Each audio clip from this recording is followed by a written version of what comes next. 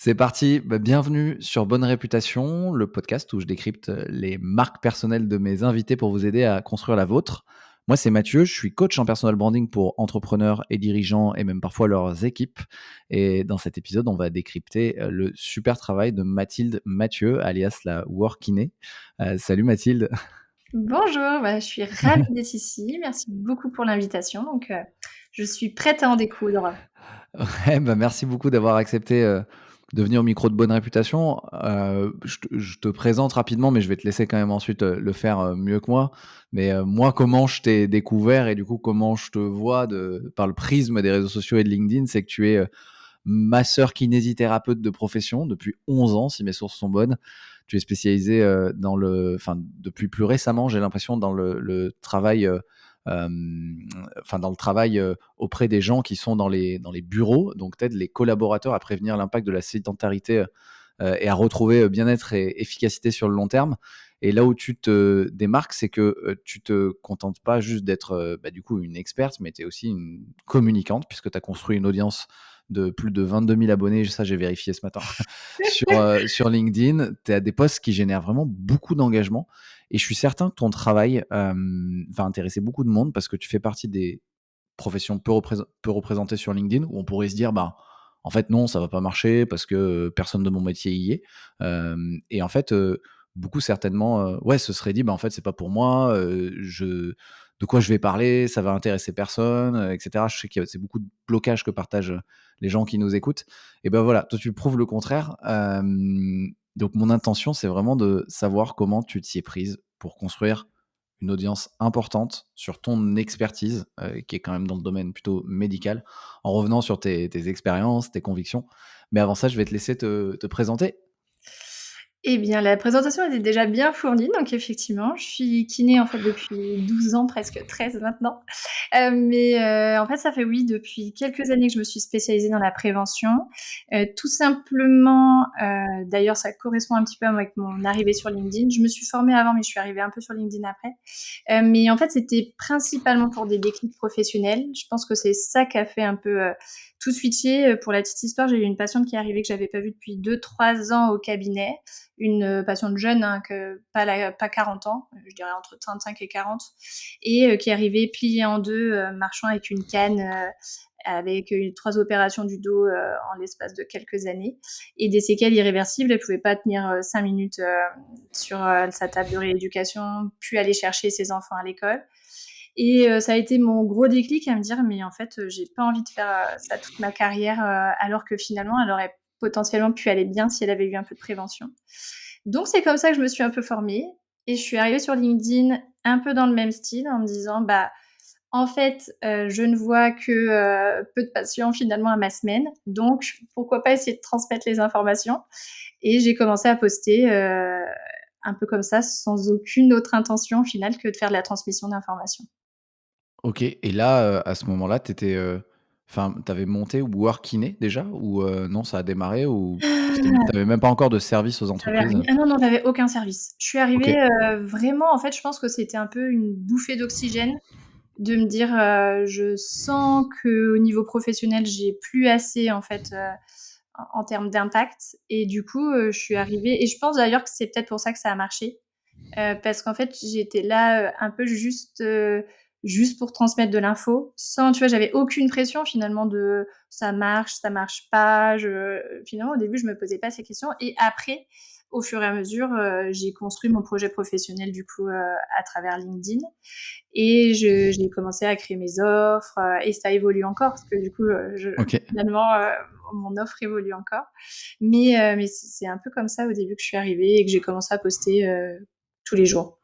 OK, intéressant, ouais. Tu t'y es mis sans pression et ensuite de ça, est née, une réflexion, un projet pro, auprès des entreprises, et cetera, et cetera. Ça, on va en reparler. Juste, est-ce qu'on peut rappeler, parce que je l'ai peut-être mal dit tout à l'heure, ta mission aujourd'hui? Parce que tu postes des contenus, mais du coup, aujourd'hui, c'est quand même bien structuré, il y a une mission qui est claire. C'est quoi ta mission? Alors ma mission aujourd'hui, j'interviens principalement au sein des entreprises pour, lutter contre la sédentarité. Donc je propose Ouais. des conférences et des challenges pour faire passer le salarié à l'action et non seulement venir lui dire: «You, c'est pas bien d'être assis, 10 heures par jour», et maintenant on va inclure un peu de mouvement dans ton quotidien. Donc ça, c'est ma première casquette et là, actuellement, je suis en cours de projet pour lancer une, plateforme interactive, gamifiée autour de la santé. Je peux pas trop encore en dévoiler parce OK. que c'est en cours de préparation. Mais là, ça sera pour le coup, pour tout public, également les particuliers et les indépendants puisque, pour le coup, c'est une cible qui me suit aussi beaucoup sur LinkedIn. Ouais et OK. Bon, merci pour la presque exclusivité.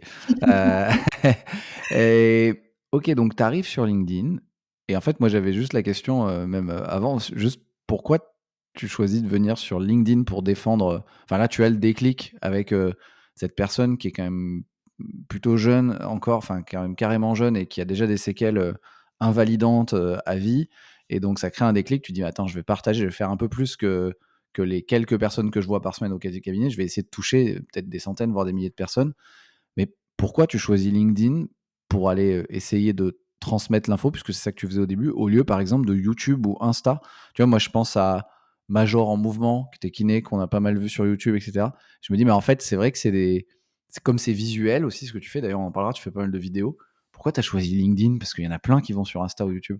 Alors c'est vrai que les kinés sont très, très représentés sur Insta. Pourquoi j'ai choisi LinkedIn? Eh bien, je pense parce que je ne connaissais pas le réseau social.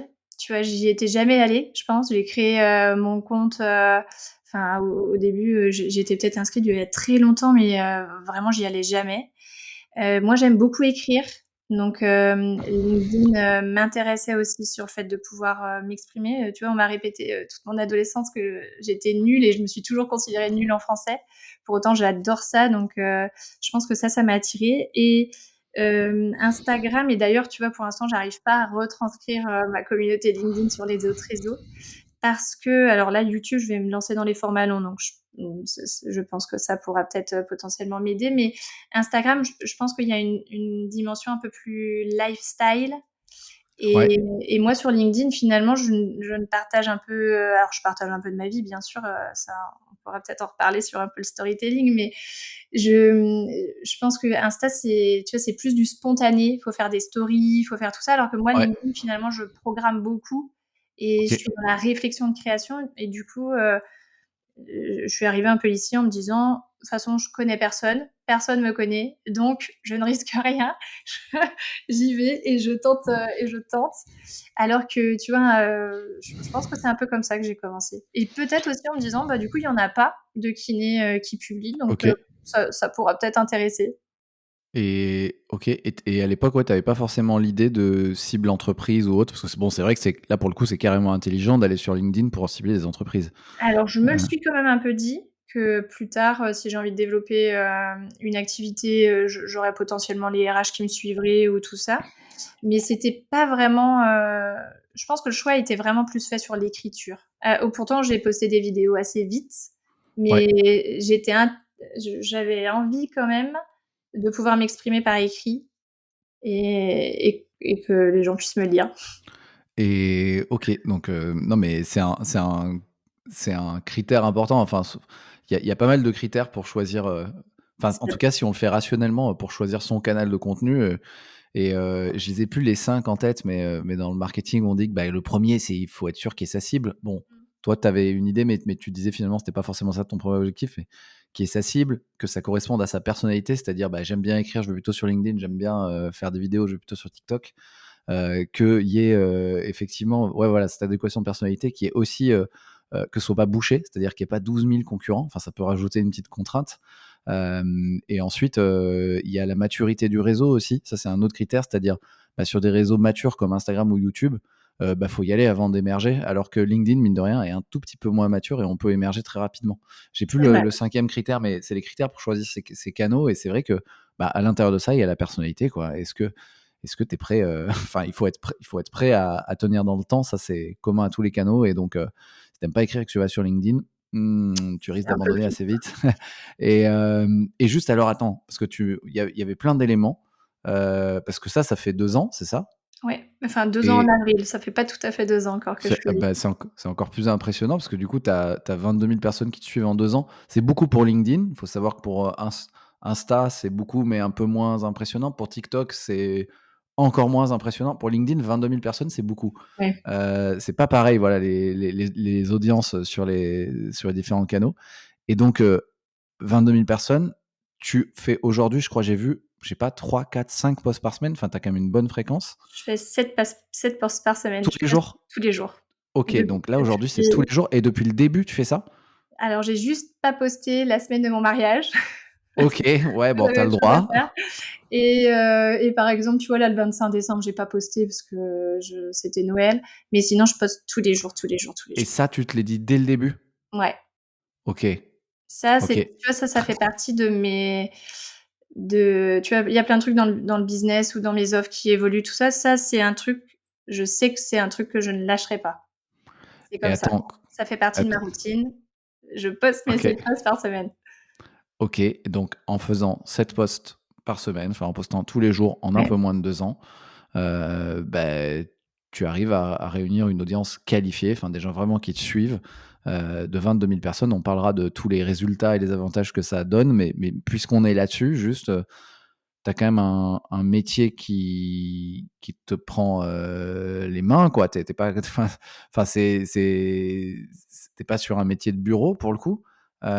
Comment tu t'organises sachant que, bah, tu pas tout le temps devant l'ordi et puis que, bah, même 7 fois par semaine, c'est quoi qu'il arrive un challenge, quoi?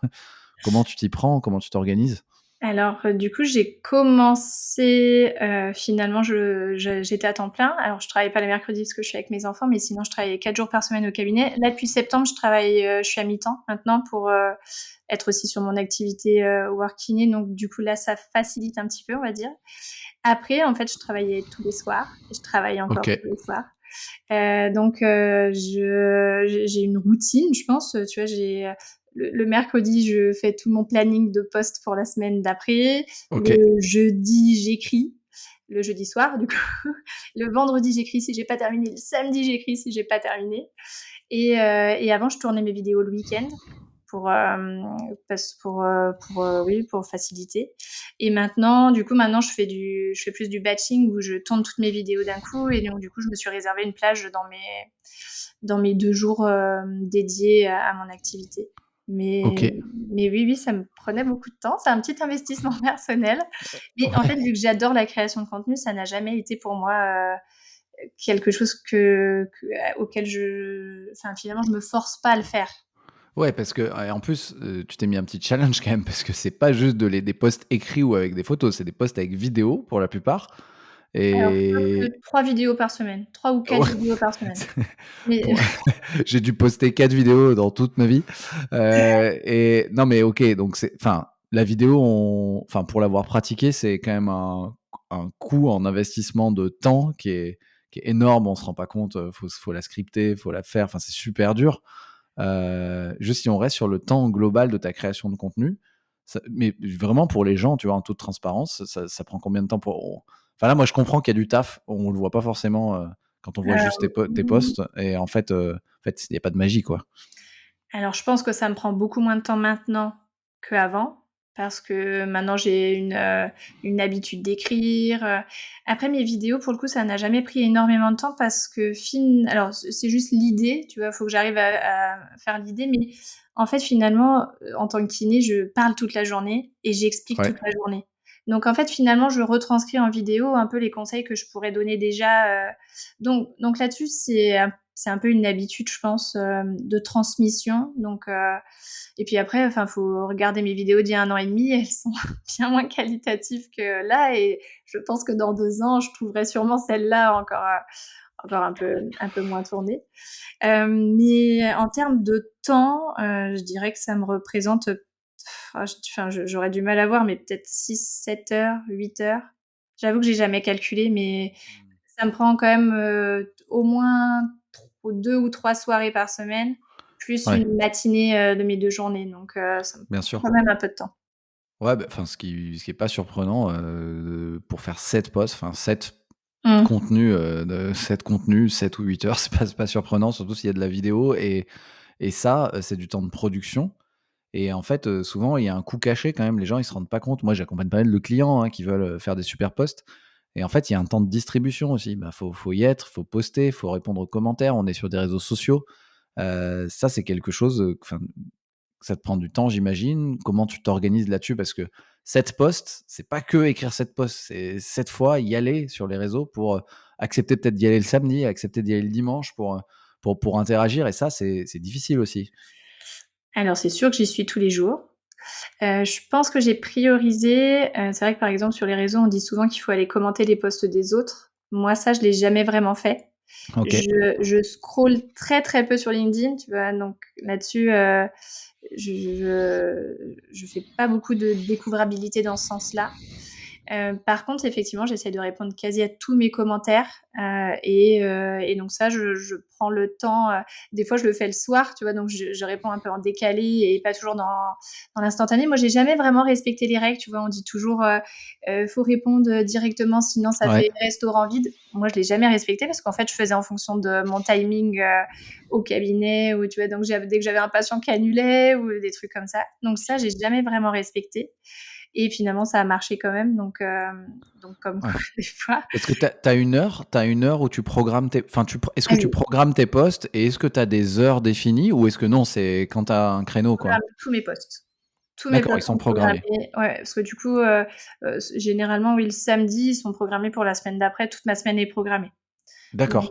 ça là-dessus, j'ai toujours programmé, sauf, tu vois, quand il m'arrive une actualité, je rajoute un post, mais du coup, ça me prévoit un post pour la semaine d'après au final, donc Et tu as ça. une heure particulière où on te retrouve? Enfin, tu as un Avant, rendez-vous? je postais à 7:30. Maintenant, j'ai décalé à 8:00 parce que pour le coup, c'est l'heure des tu vois, c'est l'heure des enfants et j'arrivais pas à répondre, réellement aux commentaires. Donc là, ça me fait un peu moins de temps avant de pouvoir commencer à répondre aux premiers OK. commentaires, OK, mais mais donc ça, c'est ouais. intéressant parce que, effectivement, tout le monde dit et je pense que c'est vrai, hein, que LinkedIn ou l'algo préfère, quand tu es, les algorithmes, même sur les autres réseaux sociaux, ils préfèrent quand tu es là, en train de jouer le jeu du réseau social parce qu'ils se disent: «Ah, c'est bon, il y a une interaction, on répond».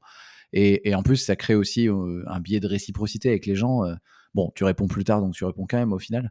Mais toi, du coup, OK, systématiquement, tes posts partent et tu es pas là, quoi et enfin, tu y es Pas un peu vraiment après, là. quoi. Je réponds à OK, quelques commentaires, tu vois? Mais et finalement, tu vois, des posts où je suis là et où je réponds immédiatement, c'est pas forcément les posts qui marchent, OK, moi, je vois pas de corrélation entre ça, tu vois, sur mes OK. interactions et mes impressions.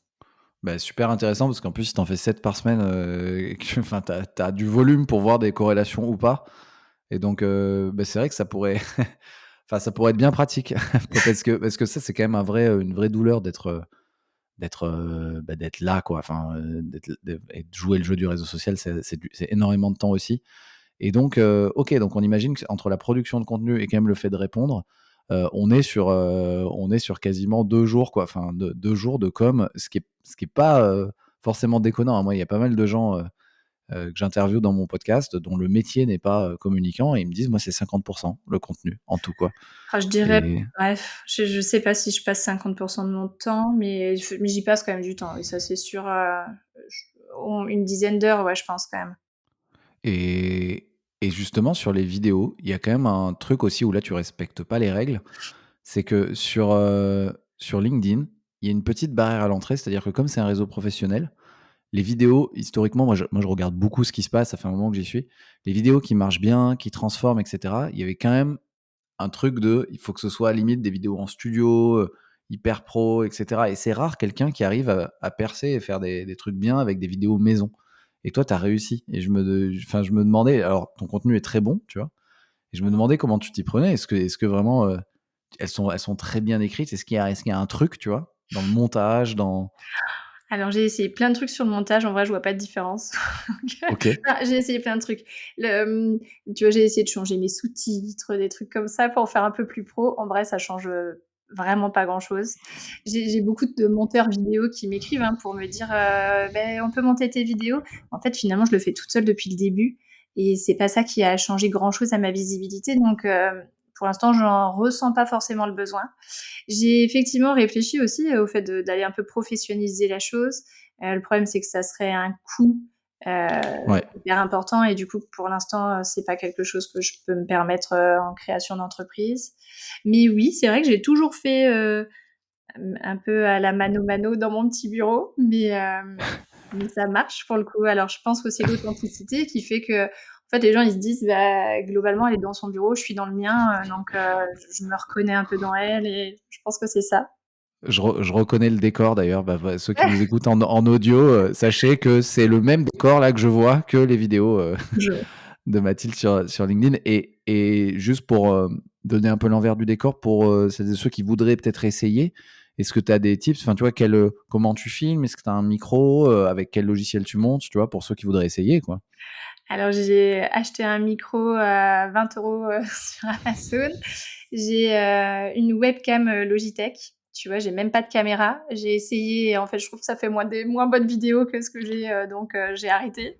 Et avec le téléphone, c'est pas mieux? Avec le Alors le téléphone, je trouve que c'est moins facile pour moi, tu vois? Là, c'est OK, directement sur mon PC, tu vois, si mes vidéos, elles sont un peu longues, j'arrive pas à les ouais, transférer, enfin donc pour le coup, je fais tout comme ça. J'ai un anneau, quand même lumineux pour quand même, que la luminosité soit un peu plus belle et c'est tout.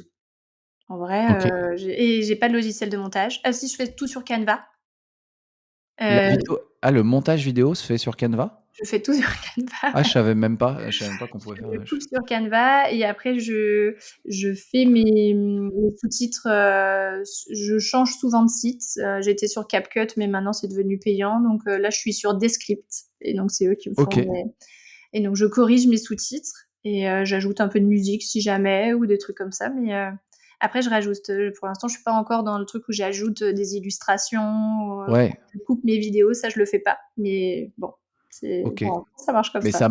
ça marche en fait, donc OK, Ouais. Canva plus Descript. Et un point quand même très important, je pense, pour quiconque veut se lancer dans la vidéo, je pense que le truc plus important encore que la qualité de l'image, c'est la qualité du son, quoi. Donc à Oui, minima, un petit micro, ça coûte pas bien cher et c'est c'est trop important qu'on vous entende. ça c'est vrai. Hem Et et je ben, commence ouais, sans micro. OK, OK. Donc pour celui qui veut commencer, il peut aussi, il y a pas de problème. Donc avec des bons sous-titres, des bons sous-titres. Des bons Micro sous-titres. sous-titres, micro sous-titres. Et OK, ouais, merci pour tous les enfin, on a tout de suite plongé dans l'envers du décor de ton organisation. On n'a même pas parlé des résultats. C'est-à-dire que là, ça fait bientôt 2 ans que tu as pris la parole, tu as choisi LinkedIn et en fait, ça a très bien marché parce qu'une audience de 22 000 personnes sur LinkedIn, c'est très bien, surtout en 2 ans. Heu, Quels sont les résultats que ça t'a apporté jusque-là? Qu'est-ce Heu, qui se passe, en fait? en termes de moi personnellement? Ouais, bah, en fait, en tout, business, perso, en fait, qu'est-ce qui se passe? Qu'est-ce que ça fait de se mettre à poster, de prendre la parole, de décider de le faire, de s'y tenir et de le faire pendant suffisamment de temps pour avoir une audience, de 22 000 personnes? Et je suis sûr que ça sera 24 000 dans un mois et 30 000 dans 6. Et ben, alors ça m'a apporté plein de choses au niveau business, auxquelles je m'attendais pas. Au niveau personnel, alors on m'a reconnue une fois dans un supermarché. OK. Sinon sinon en vrai, pour l'instant ça me change pas énormément. Tu vois, mon côté, personnel, ils sont pas au courant. Mes seuls patients qui sont au courant, c'est ceux qui m'ont découvert, mais je communique pas du tout dessus, dans mon autre sphère professionnelle, donc ça m'a pas changé grand chose en tout cas, personnellement. Mes parents, ils trouvent que c'est lunaire, ce que je fais, ils comprennent pas trop. Donc là-dessus, personnellement, je dirais que ça m'a juste permis, de développer mon projet professionnel, et vu que c'est une réelle passion, pour le coup, ça me nourrit aussi personnellement. Et au niveau professionnel, pour le coup, j'ai déjà fait des collaborations avec des marques, pour la petite anecdote, j'avais même pas 3 000 followers, et j'ai Logitech qui m'a contactée, tu vois? Enfin, en vrai, OK. quand tu viens pas du milieu de ça t'arrive, tu te dis: «Putain, mais les réseaux, c'est un truc de fou quand même». Enfin, ça fait un petit effet waouh quand même. Enfin, quand Logitech t'écrit pour t'offrir du matériel, tu te dis: «C'est impressionnant». Enfin, au final, donc ça, là-dessus, j'ai eu quand même l'occasion de faire des belles collaborations, donc ça, c'est super chouette. Je découvre plein de matos, donc c'est chouette. Après, en termes de business en tant que tel, alors je suis encore en pleine construction, enfin 2 ans, c'est hyper, court, mais là, je viens de rentrer dans un programme d'entrepreneuriat au féminin. Enfin, tout ça, ça me serait pas arrivé, hein, sans les réseaux. Enfin, ma vie professionnelle, si j'avais pas commencé à poster, elle serait toujours la même. Je serais toujours au cabinet et je serais finalement, ça n'aurait pas changé grand-chose. Ça ouvre quand même des possibilités. Enfin, ça ouvre des rencontres, tu discutes avec des gens. Bah, tu vois, je suis sur un podcast aujourd'hui. Il y a 2 Ouais. ans, j'y serais ça me serait même pas venu à l'idée. J'ai la radio suisse qui m'a appelée. Enfin, tu vois, c'est des trucs, finalement, tu te dis même pas que c'est possible, en fait. Donc tu prends au fur et à mesure, mais c'est à chaque fois que des bonnes expériences, au final. Et au niveau des clients, du coup, puisque tu développes Workiné, tu as déjà eu enfin, tu déjà eu des opportunités, c'est-à-dire, des leads ou des prospects ou même des clients, grâce à ça? Alors, tous mes clients que j'ai déjà eus sont uniquement dus à LinkedIn, parce que du coup, je fais OK, pas du tout de là où je suis pas encore assez bonne, c'est la prospection, donc ça, j'en fais pas. Donc du coup, tous les clients que j'ai fait depuis le début, c'est LinkedIn entièrement. OK. Oui, donc tu as Hem déjà commencé, tu disais, tu étais en depuis le En fait, début j'ai pour ceux qui commencé nous même écoutent en avant d'être à mi-temps.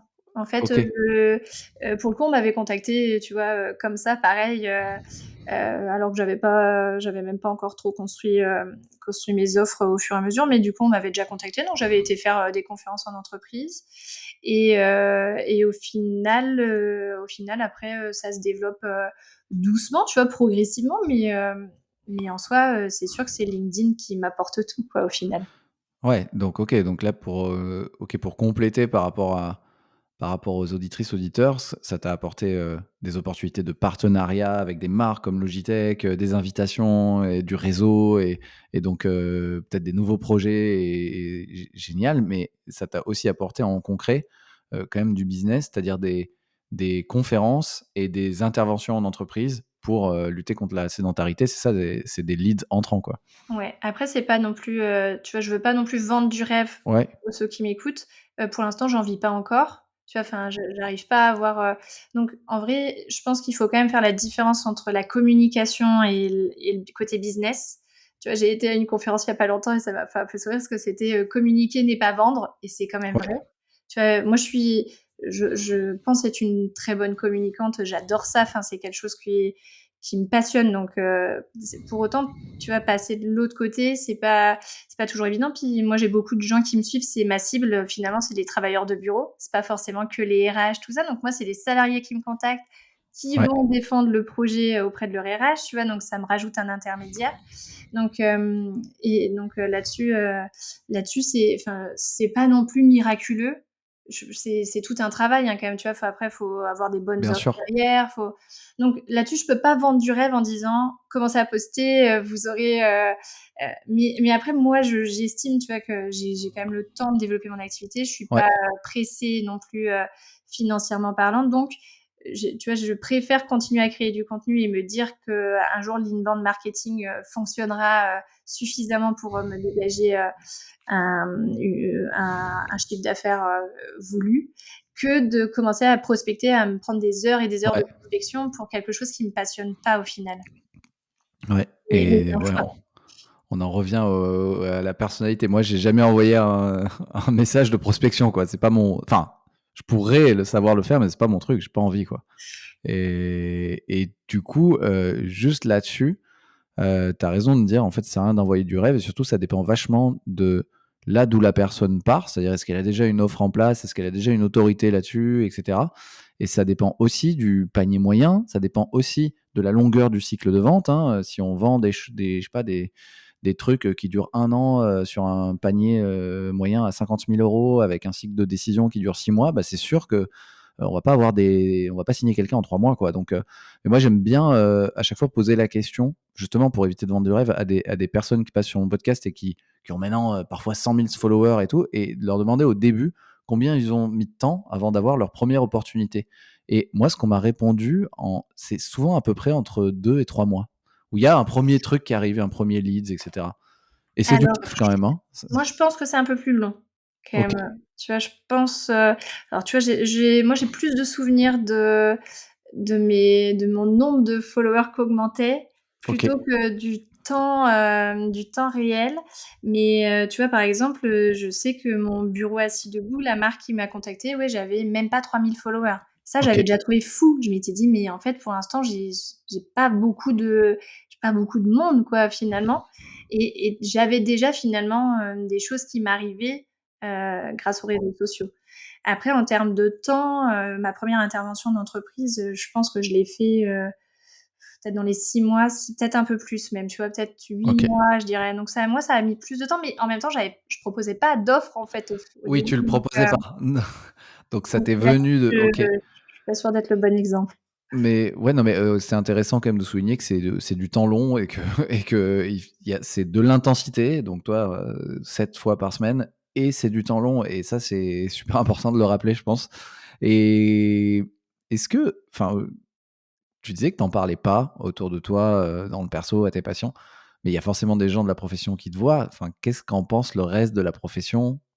Est-ce que tu as des haters, tu vois? Alors pour le coup, LinkedIn, je trouve que c'est un réseau quand même très, très bienveillant. Déjà parce que tu as ton nom d'affiché, donc réellement, tu vois, les seuls commentaires, des fois que je bloque, c'est quand c'est un post, qui explose et qui, du coup, là, arrivent des commentaires, qui n'ont rien à faire là. En fait, alors, tu vois, en termes de kiné, j'ai plutôt des bons retours. J'ai souvent des kinés, qui m'écrivent, soit pour avoir, des conseils parce qu'ils estiment, que j'ai déjà, tout craqué, tu vois? Alors je OK, réponds en toute honnêteté que ce n'est pas le cas et que je suis aussi dans la construction de mon activité. Et après, tu vois, j'en avais eu un ou 2 au tout début, des commentaires un peu désagréable en mettant qu'est-ce qu'elle vient faire là ça, mais en vrai, c'est anecdotique. Je pense que 99% des kinés qui sont présents sont hyper gentils. Et on a une profession très gentille. On est très gentils, OK. les kinés. Donc, blague à part, non, j'ai jamais été embêtée, moi. OK et non, c'est vrai que c'est pas LinkedIn n'est pas le pire réseau pour les haters, Non, mais quand même, il y en a toujours un peu et moi, généralement, ce que je fais quand ça a rien à faire là, je bloque et ça supprime le commentaire. c'est pareil. Pas de démocratie sous les sous Exactement. les en commentaire sur les posts et enfin, surtout quand il y a pas volonté d'être clivant et de mettre, et de mettre des gens mal, quoi. Hem Quelles sont les 3 meilleures décisions que tu aies prises, si tu regardes un peu a posteriori sur ta com? Parce que tu as dit: «Beh, je me suis lancé un peu comme ça, et puis, bon, ben, après tu construis au fur et à mesure» et donc parfois c'est dur au début de se dire avec stratégie: «Ah bah, tiens, je vais faire ça, ça va marcher». Mais a posteriori, ouais, c'est quoi les trucs qui t'ont fait, tu vois, allez, les 3 meilleures décisions ou peut-être le truc qui t'a fait exploser sur LinkedIn? Je sais pas s'il y en a 3, hein, mais Alors, je pense qu'il y a rien qui m'a fait exploser sur LinkedIn. Je pense que c'est vraiment le temps long, quand même, OK, qui a fait. Je pense je pense qu'il y a aussi quand même eu peut-être un petit déclic, personnel. Alors, je pense que la première chose quand même que je vais revenir, c'est le fait d'avoir décidé de poster tous les jours et que ça soit un ouais, non négociable. Je pense que ça, c'est la décision qui a fait que ça a marché parce que j'ai jamais abandonné, donc ça n'a jamais été en dents de scie parce qu'en fait, finalement, c'est jamais linéaire. Il y a des moments, je me retrouve ouais, avec des impressions toutes pourries. Alors, on pourra en revenir, mais ça, j'ai fait une petite bêtise, donc mes impressions ont bien baissé. Mais dans ce terme-là, je pense que c'est une des bonnes décisions. Après, je pense que ce qui a un peu le déclic, j'ai pris quand même des coachings avec Caroline Mignot, pour le coup. Et mon premier coaching, pareil, hyper sympa, en fait, sur un peu sur mon offre et elle me dit: «Bah, écoute, essaye de contacter des influenceurs pour leur proposer». À l'époque, je proposais aussi des bilans aux particuliers et un peu après au culot, je lui ai réécrit un petit message, je lui ai dit: «Bah, écoute, est-ce que je peux te faire à toi ton bilan?» Et du coup, elle a accepté que je vienne à Paris faire le bilan dans son studio et elle a reposté mon profil. Et là, je me suis quand même dit, alors déjà, ça m'a amené un peu de notoriété quand même, tu vois, ça m'a pas non plus fait exploser, hein, mais ça m'a quand même ramené un peu d'abonnés. Et là, je me suis dit, finalement, tout est quand même possible. En fait, finalement, tu contactes quelqu'un, ça peut marcher, tu vois, ça peut être. Donc là-dessus, je pense que ça a joué. Et puis, en fait, au fur et à mesure, c'est de tester. Et je pense de jamais avoir peur du regard des autres. Je pense que d'être kiné, ça m'aide aussi. Parce que je passe mes journées à montrer des exercices de manière totalement ridicule et de ne rien en avoir à faire. Et du coup, finalement, j'avais pas peur, tu vois, d'être ridicule. Donc en fait, je me suis jamais posé la question à me dire, ça se dit, mes vidéos sont toutes claquées au sol. Finalement, vu que je suis dans une démarche de transmission, la forme a quand même moins d'importance, je pense. Et du coup, je dirais que ça, c'est quand même, je pense que, ouais, la meilleure décision, c'est de pas arrêter et de pas se fier à l'algorithme.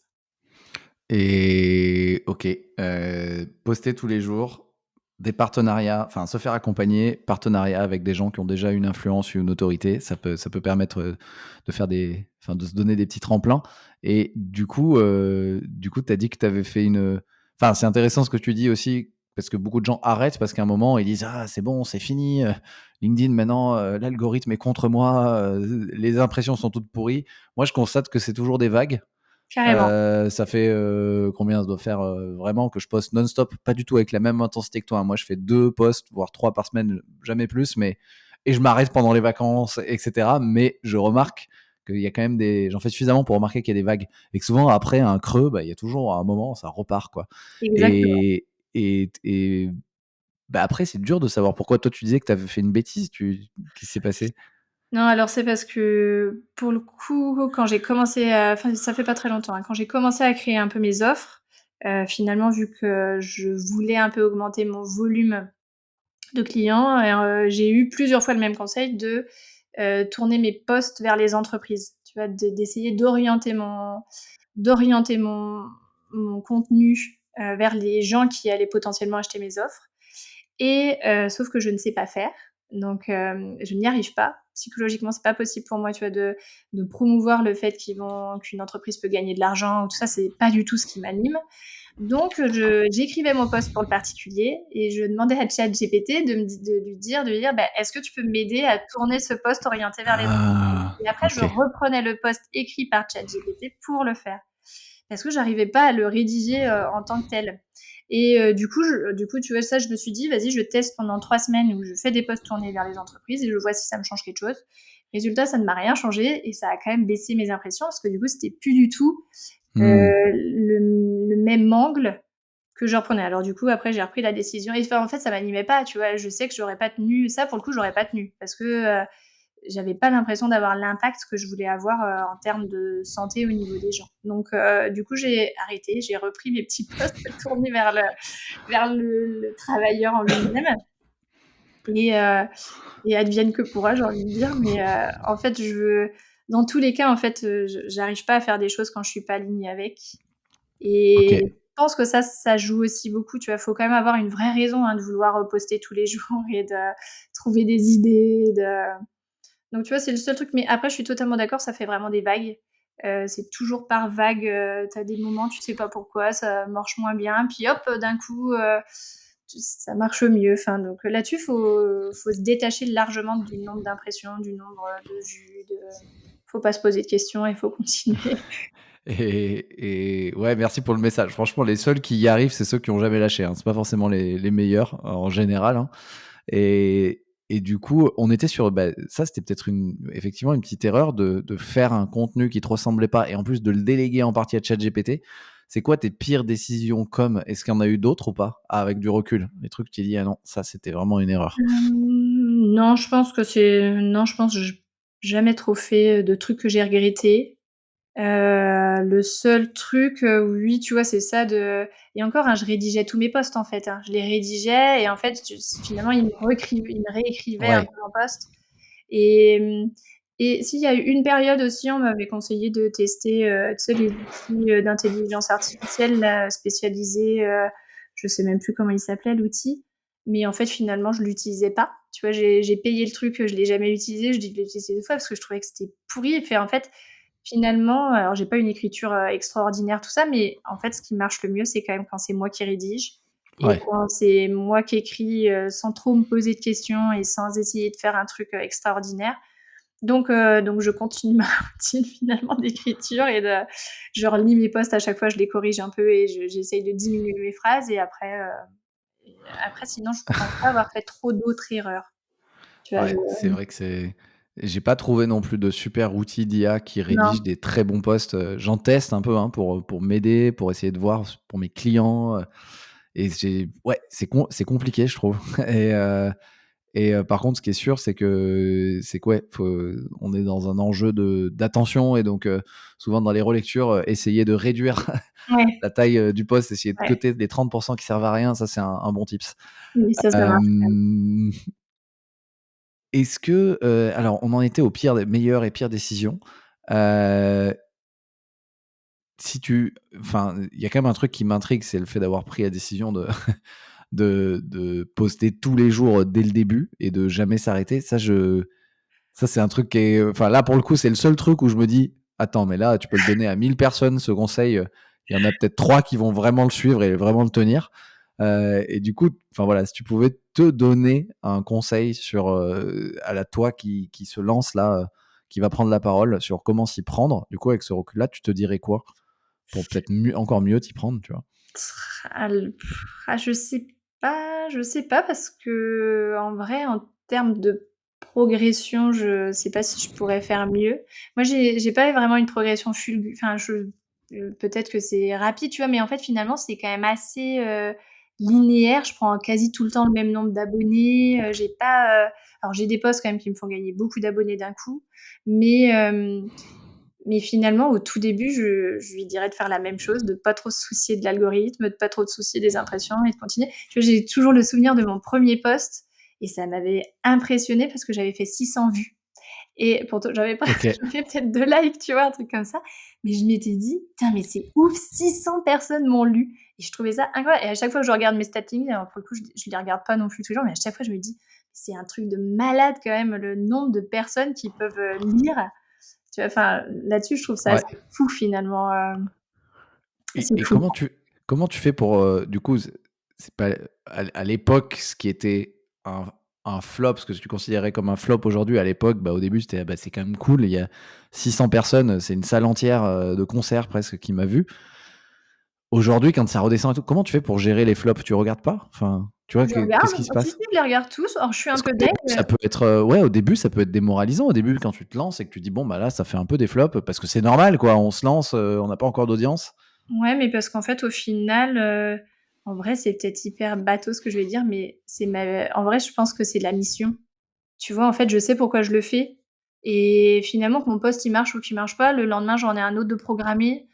Donc en vrai, des fois, je suis un peu des fois frustrée, c'est que finalement, dès que je parle de mes offres, là, pour le coup, je me fais saquer à mort et là, Ouais. pour le coup, mes posts, ils font, -10, tu vois? Tu te dis, enfin, tu te dis que le jeu de la plateforme est un peu, vache, dans le sens où, en fait, logiquement, il faudrait quand même pouvoir promouvoir aussi, tes offres pour, réussir à générer du business derrière.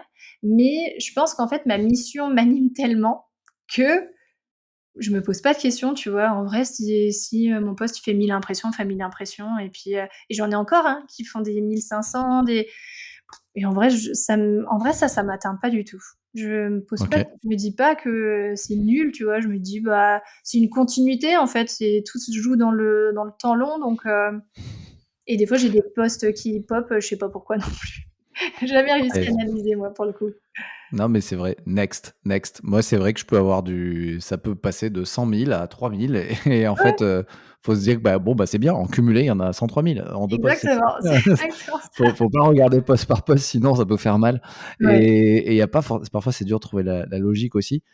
Hem, on est sur les dernières questions. Si j'avais quand même aussi envie de te poser une question quand même sur ton sujet et ta mission, je peux pas te recevoir et on parle que de com et de marketing là, c'est bien, mais si tu avais un seul conseil à nous donner à tous celles et ceux qui nous écoutent pour prévenir, de l'impact de la sédentarité, ce serait lequel? Se lever régulièrement. Tu vois, la plus grosse croyance quand même, c'est de faire son heure de sport et que ça suffise à contrer, la semaine assise entièrement. Ce qui n'est pas du tout le cas. Tu vois, une séance de sport, ça protège à peu près, 24 à 48 heures notre santé au niveau des hormones qu'on sécrète et cetera. OK. Donc en fait, si tu compenses pas dans ton quotidien, finalement, tu peux pas, lutter contre la sédentarité et l'impact, que ça va avoir sur ta santé. Donc c'est quand même d'inclure le maximum de mouvements, peu importe, finalement que ce soit juste d'aller marcher deux trois pas, de faire, des petits exercices ou, des petits mouvements d'épaule comme tu fais, tu vois? Ouais, du coup, tu vois, je vais finir l'épisode, en mode debout, tu vois? Je suis Vas-y, c'est sur une mon très, bureau très bonne assis idée. debout et là, je ne peux plus rester assis, quoi.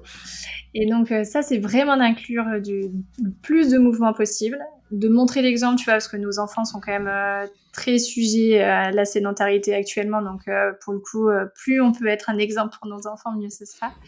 Et après, d'avoir quand même aussi, de faire un peu attention à son poste de travail, parce qu'en fait, tu auras beau faire tous les mouvements du monde, si après tu viens avoir exactement les mêmes contraintes en travaillant sur ton ordinateur portable dans ton canapé, ça peut pas marcher non plus au niveau corporel. Donc c'est un peu Ouais. un tout, et c'est d'être bien installé et d'inclure le plus de mouvements possible, et aussi de reprendre une activité physique à côté, c'est encore mieux. Et ça, il y a plein de plans d'action possibles. Il y a plein... Finalement, il est jamais trop tard, et c'est jamais... faut pas se dire que c'est fini et qu'on peut plus rien faire, et qu'on peut tous changer nos habitudes et faire un petit pas contre plus un petit pas. Merci pour ces belles paroles quand même pour finir l'épisode. J'espère que vous nous écoutez en marchant ou en courant. Moi, j'écoute souvent les Exactement, podcasts en faisant mon totalement. run En courant, c'est très peu et bien, ouais. voilà, bah, ce serait intéressant d'ailleurs. N'hésitez pas à nous dire, moi je suis pas mal sur LinkedIn, bah, toi aussi du coup, Mathilde. N'hésitez pas à nous faire un petit retour en message, sur si vous avez aimé l'épisode, si ça vous a appris des choses et dans quel, contexte, vous l'avez écouté. Moi, ça me fait toujours marrer. Il y a des gens qui me disent: «J'ai fait la cuisine avec toi» ou Ah, «J'ai c'est fait vrai. un run avec toi» et je trouve ça marrant. Moi, je cours souvent avec les Je cours avec tout mes le temps enfin aussi, avec et les ça, moi, épisodes c'est un que truc que qui me j'écoute. fait un peu culpabiliser sur LinkedIn. C'est de me dire, pendant que la personne est en train de scroller et de me regarder, elle est potentiellement assise à à Ah oui. regarder. Et tu vois, ça, c'est dans un de mes projets, de créer un petit podcast spécifique pour reprendre la marche. J'aimerais bien faire une petite série comme ça. Ah, c'est cool, ouais, c'est cool et ouais, un truc audio, en fait, parce que c'est vrai que dès qu'il y a un écran, on s'arrête, quoi, hein, donc Regarde. et est-ce qu'il y a une question que j'ai oublié de te poser, que tu aurais aimé que je te pose? Mmh. Je ne sais pas, sur ma com, je pense que c'est pas trop mal. Sur la vidéo, peut-être tu voulais me poser une question, mais je ne sais plus. Non, on a fait. Donc non, je pense que c'est pas Ouais, tu mal. as déjà donné plein d'infos, sur les j'avais noté, hein, les, Canva plus des scripts, Non, ça c'est bon, le ça c'est petit bon, micro, effectivement. et OK, quel est le meilleur moyen de te suivre, de te joindre ou de travailler avec toi, qu'on soit un particulier ou une entreprise? Alors sur LinkedIn, parce qu'évidemment c'est bien plus facile de m'y retrouver. Après, oui, après par mail, si jamais, mais en vrai sur LinkedIn on est sûr de me retrouver, et je serais ravie, d'avoir des petits messages, parce que du coup en ce moment, j'étoffe ma liste, d'emails pour suivre un peu l'avancée de ma plateforme, et plus j'ai de retours, plus c'est facile pour moi de m'orienter et de savoir un peu dans quelle direction aller. Donc au plaisir de venir échanger sur LinkedIn, avec grand plaisir. Top, top et ben je vais mettre le lien de ton profil LinkedIn. Est-ce que j'ai oublié un truc? J'espère pas. En tout cas, plus personne pour revenir sur l'épisode sur ta com, pourra dire, que c'est pas j'ai pas le bon métier pour aller sur LinkedIn puisque kinésithérapeute qui va, sur LinkedIn, il y en a pas beaucoup. Tu l'as fait, ça a marché, donc je pense qu'il y a pas mal de professions potentiellement en doute qui peuvent y aller, quoi. Et ce qui est génial, c'est que ton débrief, c'est quand même toujours avec, du travail et de la régularité que ça fonctionne, hein. Il y a pas trop de secrets. Il y a du talent, c'est sûr, mais il y a quand même aussi, généralement, un peu d'intensité et de boulot, quoi. Merci en tout cas à vous, si vous êtes encore là. Merci ah oui, je voulais faire une petite dédicace à Gaëtan Redin, qui nous écoute, régulièrement. En fait, c'est lui qui m'a envoyé un petit message et qui m'a dit: «Ah, ce serait cool que tu contactes Mathilde Mathieu. J'aimerais bien la voir sur ton podcast». Et bah, Donc ouais, merci Gaëtan. je te suivais déjà, ouais, Gaëtan qui je pense qu'il va vraiment écouter l'épisode et donc voilà, tu nous entends et c'est grâce à toi, et voilà, n'hésitez pas à me recommander aussi, bah, souvent ça marche comme ça, hein, des personnes géniales comme Mathilde, que vous voudriez que j'interviewe et bah, voilà, c'était Mathilde et Mathieu sur Bonne Réputation. Si vous avez un avis, un partage, une, reco, dites-le moi sur LinkedIn, je réponds à tout. Abonnez-vous aussi à ma newsletter, le carnet de Mathieu, dans laquelle, je fais des articles de fond, sur le personal branding, très actionnables. Ça permet d'aller un peu plus loin parfois bah, de l'audio ou juste des petits posts, LinkedIn. Il y a 3 500 personnes, qui sont là, ça fait très plaisir et on est de plus en plus. Merci beaucoup et Mathilde, bah, à très vite. À Salut. bientôt.